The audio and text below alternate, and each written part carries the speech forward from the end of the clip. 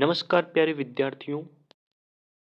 DRDO सेप्टेम 10 admin and align के 15 मार्च को जो पेपर हुए हैं, सभी शिफ्ट में आए हुए क्वेश्चन आपको एक साथ प्रोवाइड करवाएंगे।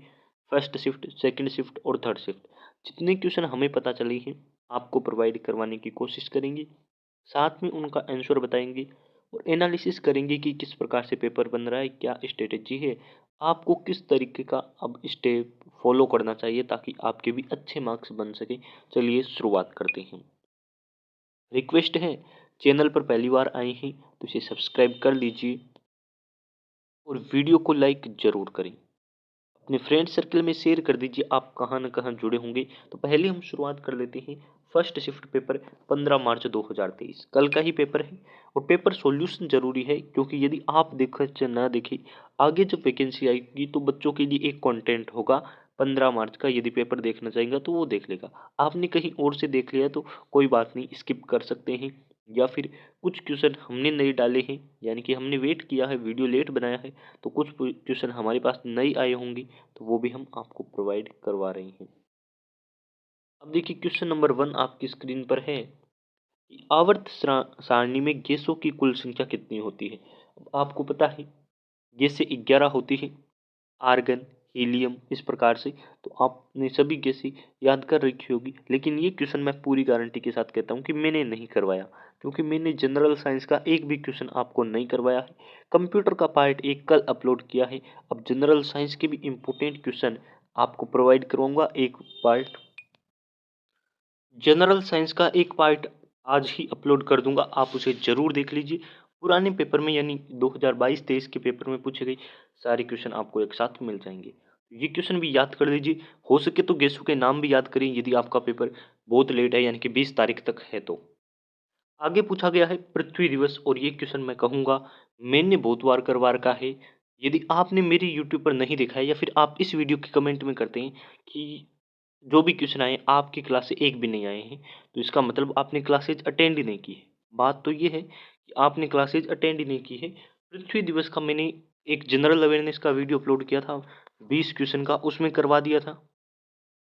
कल 14 मार्च का मैं पेपर सॉल्यूशन करवा रहा था, उसमें मैंने बता दिया था। जब जैव विविधता दिवस पूछा गया था तो मैंने 22 अप्रैल और 22 मार्च यानी कि पृथ्वी दिवस और जल दिवस दोनों एक्सप्लेन कर दिए थे। ये रहा आपका 22 अप्रैल आंसर है। याद करने का तरीका है, पृथ्वी को कहते हैं अर्थ। अर्थ डे भी आपकी अप्रैल में आता है, ऐसे अप्रैल ऐसे अर्थ। ये तरीका भी मैंने आपको एक्सप्लेन कर दिया था। पढ़ते हैं नई क्वेश्चन की तरफ। आगे क्वेश्चन पूछा गया कि अरुणाचल प्रदेश की ऊंची चोटी कौन सी है। ये मैंने नहीं करवाया था, इसका नाम है आपकी गोरी चेन। और हो सके तो इस क्वेश्चन के बारे में कुछ डिटेल और पढ़ लीजिए, आपके लिए बेटर रहेगा। फीफा वर्ल्ड कप 2022 किसने जीता। आंसर है अर्जेंटीना। आप भी बताएं ये क्वेश्चन आपकी शिफ्ट में था या नहीं। आगे पूछा गया है राज्यसभा में कुल कितनी सीटें होती है, तो ये क्वेश्चन रिपीट हुआ है। 14 मार्च को भी आया था और 15 को भी आ गया। यानी कि आपने यदि 14 मार्च का पेपर देखा है हमारी यूट्यूब पर, किसी की यूट्यूब वीडियो पर, तो आपका ये क्वेश्चन सही हुआ होगा। 250 इसकी कुल सीटें हैं। कालिदास की रचित पुस्तक कौन सी है। अब देखिए मैंने आपको करवा रखी है कालिदास की पुस्तकें, ये क्वेश्चन मैं कहूँगा मैंने करवाया है। कालिदास की पुस्तकें मैंने करवा रखी है आपको पहले ही। आपने डीआरडीओ एडमिन एंड अलाइन की प्लेलिस्ट देखी है या फिर डीआरडीओ यूपीपीसीएल टी2 की प्लेलिस्ट देखी है, तो आपको मैंने बताई थी कि कालिदास की कौन कौन सी पुस्तकें हैं। अब ऑप्शन में 4 ऑप्शन थी, जिसमें से कालिदास की भी थी और एक ऑप्शन था वो था रामचरित। उत्तर रामचरित इस प्रकार से लिखा है, लेकिन इसका आंसर है, उत्तर का मतलब है आंसर, रामचरितमानस है जो कालिदास ने नहीं लिखी। और 14 मार्च को एक पेपर आया था जिसमें पूछा था रामचरितमानस किसने लिखी है, तो तुलसीदास उसका आंसर था। सबको याद है, यानी कि एक टॉपिक से क्वेश्चन हर शिफ्ट में बन रहा है। जैसे सेबिक का स्थापना इस दिवस 13 मार्च को पूछ लिया, फिर 14 मार्च को पूछ लिया कि सेबी का मुख्यालय, इस प्रकार से पूछ लिया। यानी कि सेबी से क्वेश्चन 2 शिफ्ट में आ गई। तुलसीदास की पुस्तक का नाम पूछ लिया और कालिदास की पुस्तक का नाम क्या नहीं है या कौन सी नहीं है, इस प्रकार से क्वेश्चन पूछ लिया। यानी कि एक ही जगह से 2-2 क्वेश्चन बना रहे हैं हर शिफ्ट में। नियासिन किस विटामिन का रासायनिक नाम है, तो विटामिन बी 3। अब देखिए याद कर लीजिए आप, विटामिन ए का क्या नाम है, रेटिनोल। विटामिन बी 12 का क्या नाम है, या फिर इसकी कमी से कौन सा रोग होता है? आप कहेंगे बेरी बेरी। विटामिन ए की कमी से रतौंधी रोग होता है। डी रिकेट्स, इसका यानी कि विटामिन डी का नाम क्या है? वैज्ञानिक नाम रिकेट्स। इस प्रकार से आपको याद करना है। बढ़ते हैं आगे क्वेश्चन की तरफ। तीनों सेनाओं का सर्वोच्च कमांडर कौन होता है? तो आप सभी को याद है तीनों सेनाओं का सर्वोच्च कमांडर आपके राष्ट्रपति होता है। अभी अभी हमें वर्तमान में कौन से राष्ट्रपति हैं? तो द्रौपदी मुर्मू अभी देश के राष्ट्रपति हैं। यानी कि सर्वोच्च कमांडर का नाम भी पूछे तो आपको राष्ट्रपति का नाम बता देना है। अब देखिए फर्स्ट शिफ्ट थे, इतने ही क्वेश्चन मिले थे। आगे है सेकंड और थर्ड शिफ्ट एक साथ। इसमें आपके कौन कौन से क्वेश्चन आए थे? बच्चों ने जो हमें सेंड किए हैं वही क्वेश्चन है, तो आप देख लीजिए। आप कहेंगे इसमें से एक भी क्वेश्चन नहीं था, तो हो सकता है कि आपका अलग शिफ्ट में हो। अभी क्या हुआ था, एक बच्चे का कमेंट आया, मैंने वीडियो बना रखा था फर्स्ट शिफ्ट का और उसका पेपर था सेकंड शिफ्ट का। उसने कमेंट किया कि सर मेरा 13 मार्च को सेकंड शिफ्ट में क्वेश्चन था, लेकिन इसमें से जो आप क्वेश्चन बता रहे थे उसमें से एक भी क्वेश्चन मेरे शिफ्ट में नहीं था। तो मैं कह रहा हूँ यार ये फर्स्ट शिफ्ट का है, आपका सेकंड शिफ्ट का एग्जाम है, तो कैसे सेम होगा? तो आप भी थंबनेल देख लिया करो, उस पे जो लिखा है वही होता है। कोटा किस नदी के तट पर बसा है? तो ये क्वेश्चन याद कर लीजिए। पहले उज्जैन पूछ लिया किस नदी के किनारे है, अब कोटा पूछ लिया और आगे एक क्वेश्चन आएगा जिसमें जयपुर किस नदी पर बसा है, ये भी पूछ लिया। यानी कि एक शहर का नाम देकर पूछते हैं कि वो किस नदी पर बसा हुआ है। कोटा आपके चंबल नदी पर बसा हुआ है। आई होप ये भी आपको याद है। यानी कि राजस्थान का क्वेश्चन आ गया है, इतने अंदर का क्वेश्चन। कौन सा नॉन मेटल है? नॉन मेटल यानी कि अधातु कौन सी है? तो हो सकता है आपके ऑप्शन में इनमें से कोई हो, जैसे कि कार्बन, ऑक्सीजन। ये आपके कोई भी ऑप्शन के अकॉर्डिंग इसका आंसर होगा, आप देख सकते हैं। आवर्त सारणी के विषय में कौन सा कथन सही है? यानी कि आपके 4 कथन थे जिनमें से 3 गलत और एक ये वाला सही था। तो सही वाला बच्चे ने बताया कि ये वाला था। इसमें 18 ऊर्ध्वाधर स्तंभ होते हैं जिन्हें समूह कहा जाता है। जयपुर किस नदी के किनारे बसा है? तो मैंने अभी अभी आपको बताया कि जयपुर किस नदी पर स्थित है। तो कोटा आपके चंबल पर, जयपुर साबी नदी पर इसका आंसर होगा।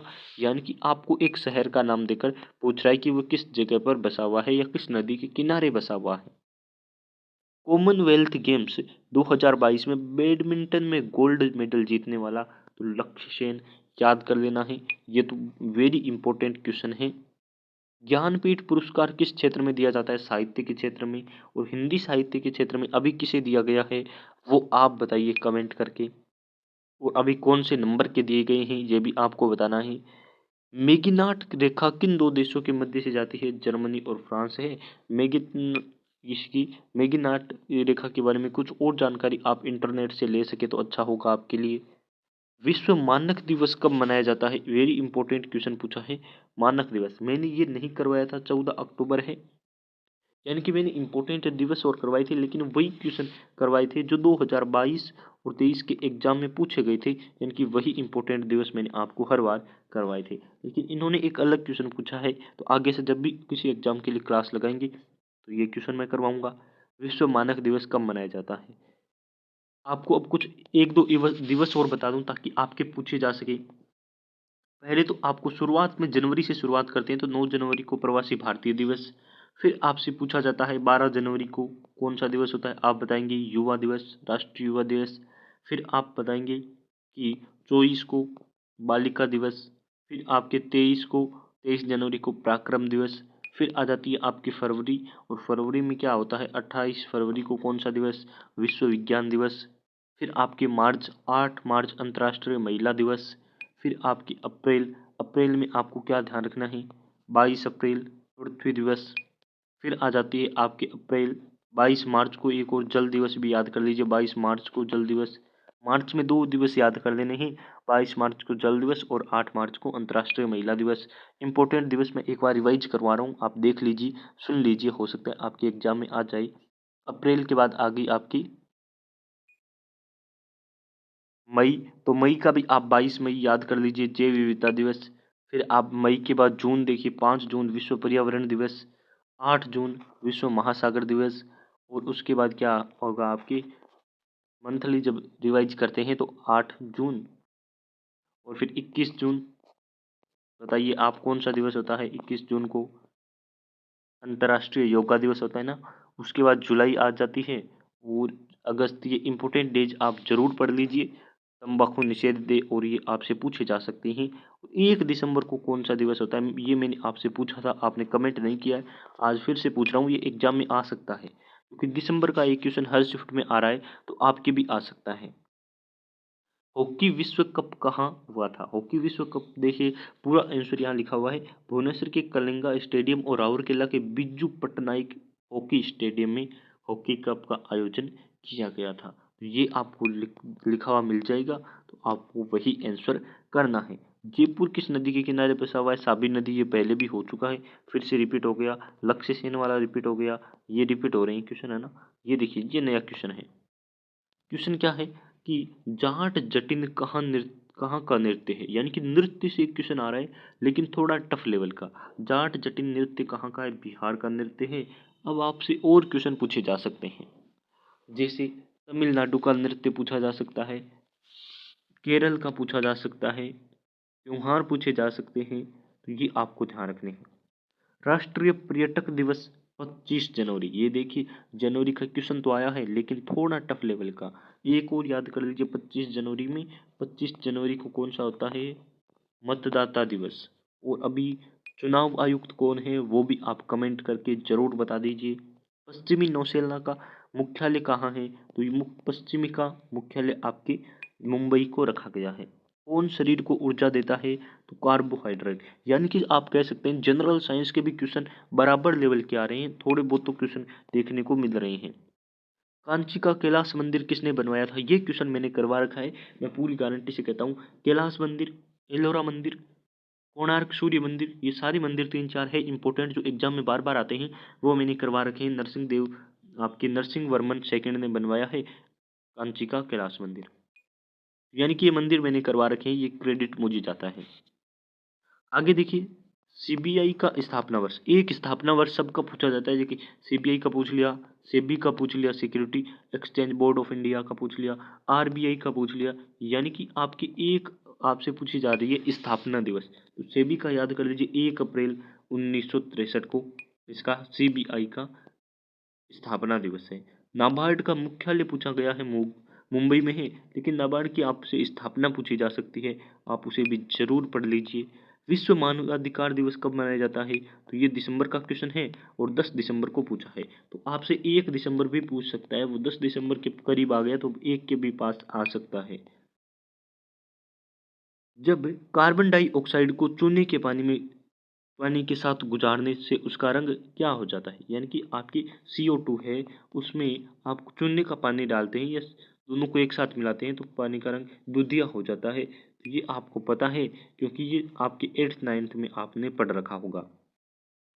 सबसे पहले किस खिलाड़ी को भारत रत्न दिया गया? तो सचिन तेंदुलकर है सबसे पहले खिलाड़ी जिन्हें भारत रत्न दिया गया। और ये क्वेश्चन मैंने करवाया, कम्युनिटी टैब में ये क्वेश्चन पोल किया था, जिसमें बताया था कि सचिन तेंदुलकर को कब मिला था। आप ये जरूर बताइए कि कब इसे आपके दिया गया था भारत रत्न। शक्ति का मात्रक क्या है? तो पावर, और पावर किस में होती है? वाट में होती है। ये भी आप जरूर पढ़ लीजिए। पावर किस में होगी? तो आप कहेंगे वाट में होती है। शक्ति किस में होती है? वाट में। ऑप्शन के अकॉर्डिंग डिपेंड करता है, वैसे तो कई मात्रक इसके होते हैं। जैसे पावर ज्ञात करने का फॉर्मूला आपको याद है, P बराबर V इंटू आई से आप कैलकुलेट करते हैं, P बराबर V इंटू आई सी। तो पावर का फॉर्मूला बन जाता है आपकी शक्ति बराबर वोल्टेज इंटू करंट, यानी कि आपके वोल्ट इंटू एम्पियर। तो कई फॉर्मूले बनते हैं, लेकिन आपको ये वाला ध्यान रखना है कि पावर वॉट में होती है। अब आगे देखिए, सबसे पहले भारत रत्न किसे मिला? तो सबसे पहले पहले तो पूछेगा खिलाड़ी कौन सा था, तो आपको पता है कि सचिन तेंदुलकर। लेकिन सबसे पहले किसे मिला? तो यहाँ आपके ऑप्शन के अकॉर्डिंग ये वाला आंसर हुआ है, लेकिन ये वाला आंसर नहीं है। ये वाला क्वेश्चन मैंने कई बार आपको करवाया। क्या करवाया है कि सबसे पहले भारत रत्न कब दिया गया? सबसे पहले भारत रत्न शुरू हुआ था 1954 में। और सबसे पहले किसे मिला था? सर्वपल्ली राधाकृष्णन को दिया गया था। फिर उनके साथ दो व्यक्ति और थे, राजगोपालाचारी, और एक आप कमेंट करके बताइए कि कौन थे। तीनों को एक साथ दिया गया था, लेकिन ऑप्शन में क्या हुआ? ऑप्शन में आपके सर्वपल्ली राधाकृष्णन और उनका दोनों का नाम नहीं था तो सर्वप्रथम मानेंगे कि राजगोपालाचारी। लेकिन यदि इन तीनों का नाम आ जाए तो आपको सबसे पहले सर्वपल्ली राधाकृष्णन को ही मिला था 1954। याद कर लीजिए, इन तीनों को एक साथ दिया गया था, वहीं से इसकी शुरुआत होती है। डीआरडीओ के आज तक के जितने भी एग्जाम हुए हैं, जितने भी शिफ्ट के एग्जाम हुए हैं, हमें उसमें से 18 क्वेश्चन पता चले हैं। हमने 18 क्वेश्चन की एक साथ पीडीएफ बना दी है और ये पीडीएफ आपको हमारी वेबसाइट पर मिलेगी। वेबसाइट का लिंक डिस्क्रिप्शन में दे रखा है, वहां जाकर आपको पीडीएफ डाउनलोड करनी है। 80 क्वेश्चन एक साथ आपको मिल जाएंगे। बहुत बहुत धन्यवाद आप सभी का यहाँ तक बने रहने के लिए, वीडियो को शेयर करने के लिए और चैनल्स के साथ ज्वाइन होने के लिए।